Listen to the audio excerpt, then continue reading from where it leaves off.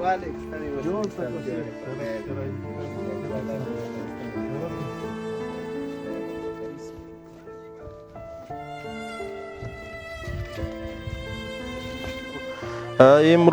31 مارچ پنجشنبه ما در قریه شوخک مربوطی ولسوالی شهر صفا ولایت زابل قرار داریم. توحید جماعت شاګردان څخه موږ ډېره مننه کوو. موږ ته امانت ورسېدی، کور یې ودان، الله دې خیر ورکړي ورور. دی هلته په پورتو کې پروت نه دی، په پورتو کې هلته پروت دی، دا پایپ راکش کړی دی، چالپان ته وایي پایپ کش کړه. بالا کنه دی 2000 اوسه دی پایپ کش کړی دی، بالا ایدار ماشوم دلته ولاړ کړی شوس برمې ته شوس. دا برما ده، دا څو انچه برمه وه؟ دغه یا 5 انچه وه. دا خو نو ډېر وخت کار کې شوی وه، بالا غټه شوې وه، بالا کنه دا غټه شوې وه.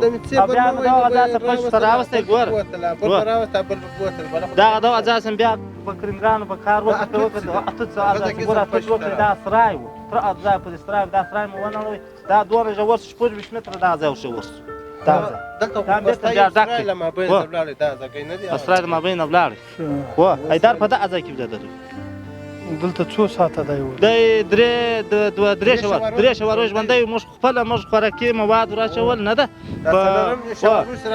کیک به مو ور واچول، په کڅوړه کې بوتل به مو ور واچوئ، څراغ به مو در وتړئ، ایداره در ورسېدی، ده به ولوه موږ ته دا شی راوځي، بیا به یې وچړئ، بیا به یې بوتل سره بېرته وتړئ، بېرته به مو دغه بېرته مو راپورته کړئ.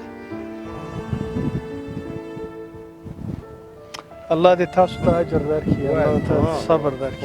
خدای پاک دا پېښ ګوره داسې په وسایلو سې وایي، تر دغه بالا ښه وسایل موږ ته نه راغله، نه جوړېدو، تر کرنګانو، تر تیلو، تر ټرېلران ولاړو، تر اکسیجنانو، تر هر شي پورې موږ ته مکمل شیان پراته وو. موږ ډېر دا خلکو ته خوښي کوو، موږ ډېر خوشحاله یو، موږ سره غټ کومک وکړئ. موږ د دې خلکو بیخي دا ګوره دا ځمکه نه ده چې بیخي دغه ځای کې زموږ په ټول کلي کې دغه ګاره نه ده لګېدلې لکه په دغه ځای کې سره داسې ګاره راغله. دا فیصله د الله فیصله، په وسایلو که وای خو دی به د ژوندی راخژول.